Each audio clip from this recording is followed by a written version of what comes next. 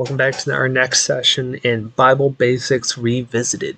Today we're going to dive right into the validity of the Bible, or how we can understand the Bible to be true. There's three areas of evidence that we're going to focus on today. It'll be talking about the fulfilled prophecies, the archaeological support, and the historical evidence. So let's talk about the many prophecies that were recorded in the Old Testament that were later proven true in the New. The first prophecy is that Jesus was born in Bethlehem. Micah 5:2 says, "But you, Bethlehem Ephratah, are the smallest town in Judah. Your family is almost too small to count, but the ruler of Israel will come from you to rule for me. His beginnings are from ancient times, from long, long ago." Proven later in Luke 2:4-7. Joseph left Nazareth, a town in Galilee, and went to the town of Bethlehem in Judea. It was known as the town of David. Joseph went there because he was from the family of David. Joseph registered with Mary because she was engaged to marry him. While Joseph and Mary were in Bethlehem, the time came for her to have the baby. She gave birth to her first son. She wrapped him up and laid him in a box where the cattle are fed.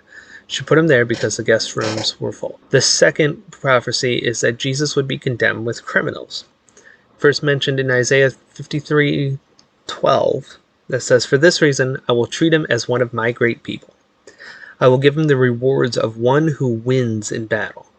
He will share with them his powerful ones. I will do this because he gave his life for the people." He was considered a criminal, but the truth is he carried away the sins of many. Now he will stand before me and speak for those who have sinned. Answered in Luke 23:32-33. There were also two criminals led out with Jesus to be killed. They were led to the place called the Skull. There the soldiers nailed Jesus to the cross. They also nailed the criminals to crosses beside Jesus, one to the right and one to the left. Third prophecy.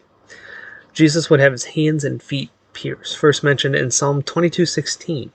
"The dogs are all around me. A pack of evil people has trapped me. They have pierced my hands and feet." Answered in John 19:18. There they nailed Jesus to the cross. They also nailed two other men to the cross.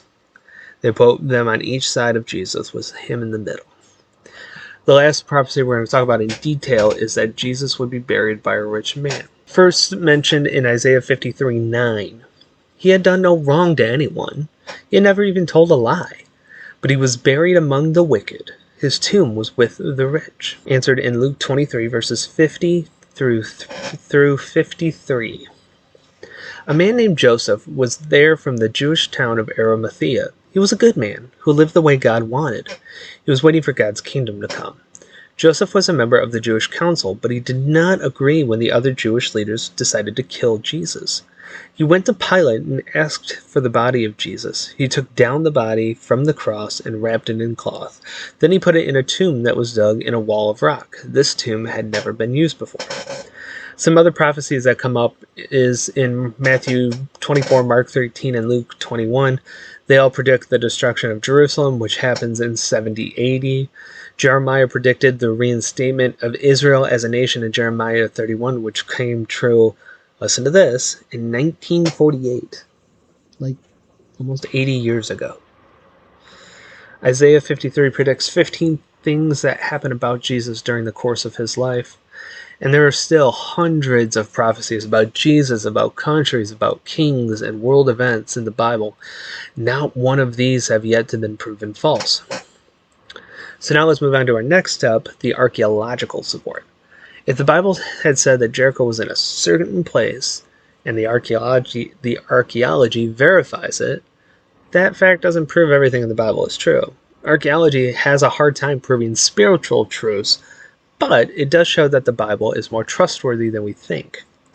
The first support for this is Luke, who wrote the Gospel of Luke and the book of Acts, has been proven accurate by archaeology regarding his 32 references to countries, 54 references to cities, and 9 references to island. That's 95 references overall that have all been proven true by archaeology. The second support, John, who wrote the Gospel of John, the letters of 1st through 3rd John, in the book of Revelation, mentions in his Gospel that near the pool of Bethesda there are 5 porches. These have been proven true recently. You can research it. There are articles that have proven this to be true. The third support. There are 25,000 sites that connect with the Old Testament that have been located in the lands of the Bible. And the last support for the archaeology is that the most ancient textual evidence we have is a part of John's Gospel written on papyrus that is dated just after 100 AD. That leads us to the last chunk. We're going to talk about the historical evidence. When it comes to the Bible, there's a ton of historical evidence. We not only have a lot, but a lot of it is from several different sources. So let's explore them.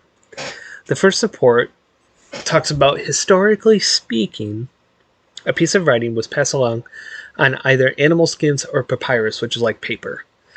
What exists of those copies is referred to as manuscript evidence, or what we'll call ancient copies. We actually have over 24,000 ancient copies of the New Testament alone. So think about this. Aristotle, who's a well-known philosopher, was alive and did his writings around 300 BC. Today, we only have 5 of his writings. Tacitus was a Greek historian who did his writing shortly after the Bible was finished. We only have 20 copies from him. Yet nobody doubts that they wrote the copies we have, and we only have 25 in total. Why would people doubt that the Bible, when it has over 1,000 times more ancient copies than anything else? Just because we have a lot of ancient copies, though, doesn't make them reliable, so think about this. Let's go back to Aristotle. Again, he lived in 300 BC, and the earliest copy that we have of anything he wrote is from 1100 AD. That's a difference of about 1,400 years. In fact, the shortest time span between the author's life and the earliest copies is only 800 years. The Bible, on the other hand, is much closer. Of the 24,000 copies we have of the Old and New Testament, 230 of them date before 600 AD, which is still only 550 years or so. And some of them date much closer. Over the last 20 years, a study has been conducted on Matthew's part of the Gospel that some believed is either an original or was copied when Matthew was alive. And there's actually only a piece of John's Gospel that dates to 125 AD, perhaps as soon as almost 35 years after John was alive. So with all this evidence that we've talked about today, and with the closeness of it to the original, it's kind of hard to doubt the accuracy of the Bible. On top of all that, when we consider the archaeological evidence and the fulfilled prophecy we've already discussed. So to wrap all this up, I just want to say that the truth does matter, yes. We've explored whether or not the Bible is true today. And it's tough. It's tough to wrestle with this concept that, we're checking the credibility of a book that we've grown up with it to be true as we've heard it. But I'm proud of you for going through this wrestling process. And I promise it will get easier as we walk through the rest of these sessions. I promise. So stay tuned for the next session, and as always, stay blessed.